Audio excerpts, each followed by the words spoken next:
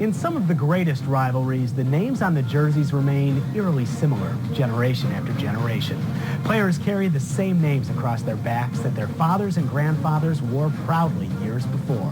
It's these football families that supply new players every generation that makes the rivalry between LeRoy and Cal-Mum so very special. These adjoining townships in western New York are stocked with players raised by fathers who played in years past. The kids have dreams of playing football for their respective towns, just the way their forefathers did. And it's been that way for over 100 years.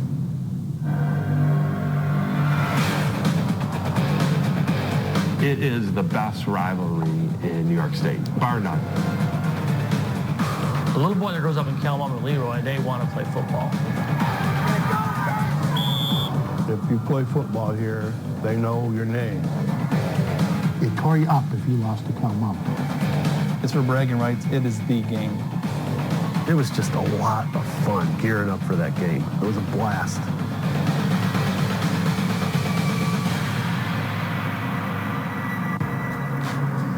It's a great rivalry. It doesn't matter what the record is when they go to play each other, because it's going to be a good game. It really defines both programs. You can talk about other games with sectional titles and state titles, but this game defines both programs.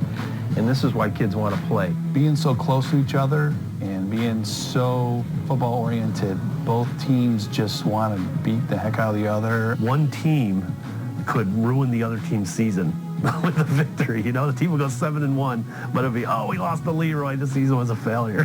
Or the other way around. It's the classic Hoosiers type of feel to it, that this is small-town America. Football is king in those towns. Small-town football. You know, they love their football here, and it's a good thing. It's a good place to be. If you're in Cal-Mum, you grow up and you want to be a football player. Same goes for Leroy. Caledonia Mumford, probably the only towns that pronounce it Leroy and not Leroy. Yeah, because it rhymes better with destroy Leroy.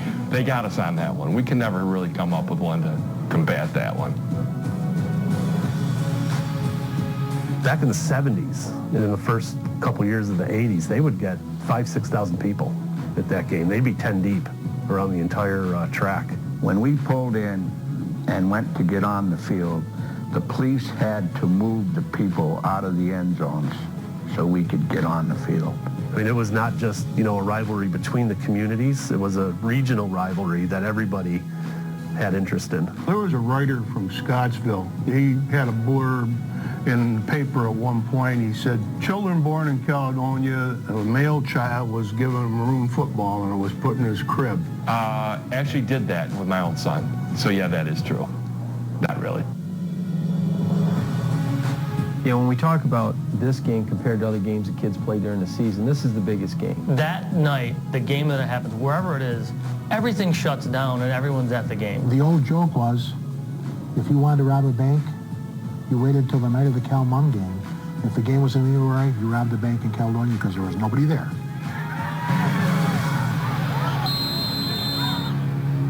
The two communities are intertwined in a lot of ways. People work together. They're families. You know, uncles, cousins, even brothers who've grown up. You know, one brother lives in Leroy, one lives in Caledonia. Kids play for different teams. Most of us are related somehow, second and third time removed. I can tell you names of kids from that Caledonia that married Leroy girls. See, I can't lose in the game because my mother was a Caledonia cheerleader. My father was a Leroy football player. All that does is just add some more wood into the fire, you know, because we love each other for 51 weeks out of the year, but family's family, but football's football. One of the conversations we had with the two Capitelli kids after our win this year was they'll enjoy Thanksgiving a little more because they got to go down and see Grandpa down in Caledonia. It was clearly bragging rights at Grandma Bonaquisti's house. Unfortunately for me, I didn't get to brag much. I played on the 78 and 79 team. We came up short both times. These kids grow up hearing stories from their fathers and uncles and brothers about the game and what they did, and it's good. It keeps you going. My son never lost to Caledonia at any level of football. So as the movie Field of Dreams, he eased my pain. I look back on it now and I could have cared less that I never beat him because I know he never lost to him. For 2.5 hours once a year, Caledonia's the enemy. The other 365 and 22 hours, whatever it is, everybody's a happy family.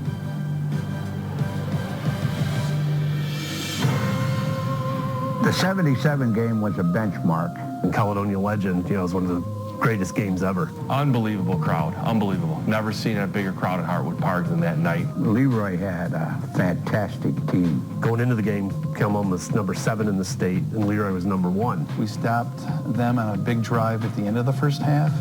In the third quarter, it came back and forth. They started driving on us, and then they did the infamous hook and ladder play. And at that time in the 70s, nobody had ever seen it. Just was a huge, huge factor in the game. They threw it out to one of the backs who pitched it back to a trailing receiver. And a big touchdown for Caledonia. From that point on, the game changed. You could see that our kids were deflated from that point forward. We beat them 19-0, and it was just one hell of a football game. It really, really was. Every time, if we think as a coach now, hook and ladder, it's the first thing that comes to my mind. So Coach Mackley, he gets some kudos for that. That was a pretty incredible play.